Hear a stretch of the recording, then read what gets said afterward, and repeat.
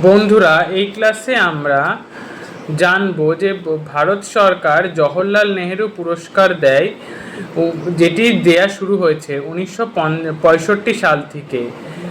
যার অর্থ মূল্য হচ্ছে 2.5 মিলিয়ন। এবার কারা কারা পেয়েছে আমরা জানবো। প্রথমে 1965-তে ইউথান বার্মার থেকে, 1966-তে Martin Luther King junior United States of আমেরিকার তরফ থেকে, 1967-তে আব্দুল গফর খান পাকিস্তানের তরফ থেকে, 1968-তে ইয়েহুদি মেনুহিন আমেরিকা যুক্তরাষ্ট্রের পক্ষ থেকে, 1969 সালে মাদার টেরেসা ইন্ডিয়ার পক্ষ থেকে,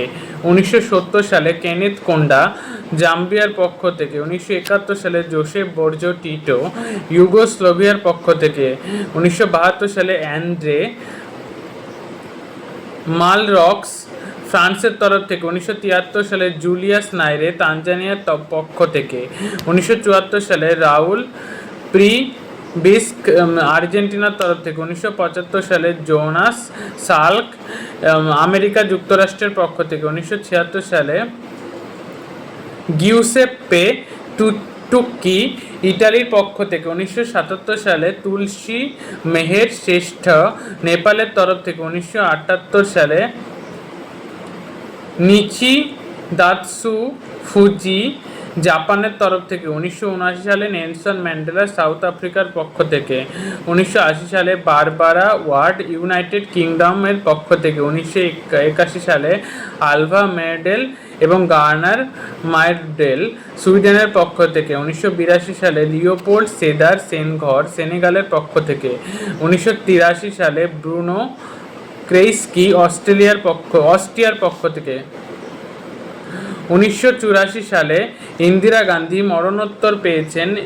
ভারতের পক্ষ থেকে, 1985 সালে ওলফ পালমে পেয়েছেন সুইডেনের পক্ষ থেকে মরণোত্তর, 1987 সালে জেভিয়ার পেরেজ ডি কুয়েলার পেরুর তরফ থেকে, 1988 সালে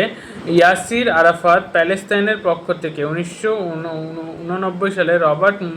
মুগাবে জিম্বাবুয়ের পক্ষ থেকে, 1990 সালে হেলমুথ কোল জার্মানির পক্ষ থেকে, 1991 সালে অরুণা আসফ আলী